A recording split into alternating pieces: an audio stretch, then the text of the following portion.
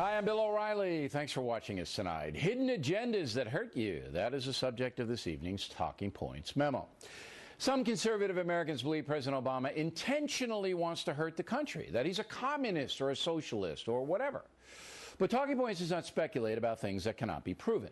Although in our second segment tonight, we will discuss Mr. Obama's youthful association with a hardcore communist.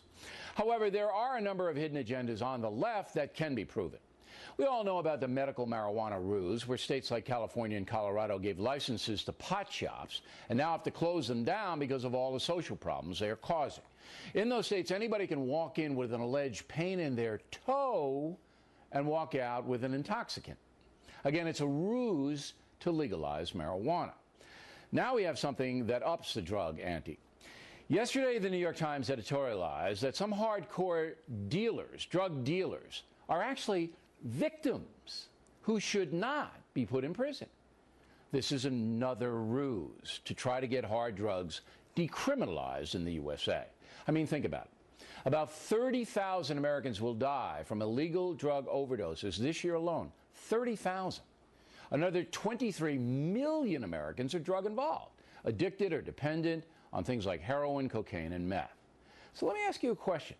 If your daughter turns up dead tonight from an overdose of narcotics, do you think the person who sold her those drugs is a victim? Do you think that person does not deserve to spend time in prison? If you do think that, you could be mentally ill. That's how extreme the New York Times position is.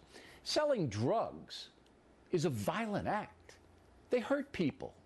They enslave them, cause AIDS when you inject the drugs. They cause people to commit heinous crimes, prostitute themselves.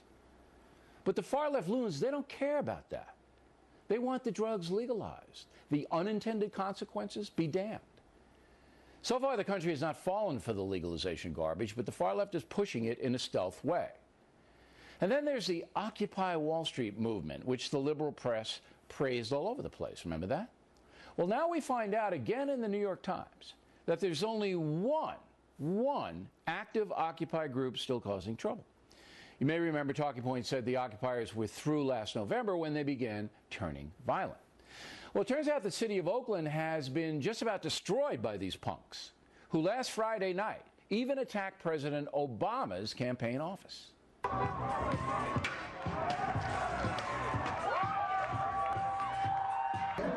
Obama is just as corrupt as anybody else.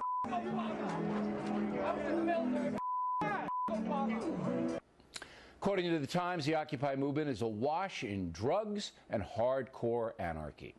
But you won't hear that being reported on the network news. By the way, I have to give the New York Times credit here for telling the truth. We are living in an age where the truth is hard to come by, where there are hidden agendas all over the place. It's my job to expose those agendas, thus the Talking Points memo this evening, and that is the memo.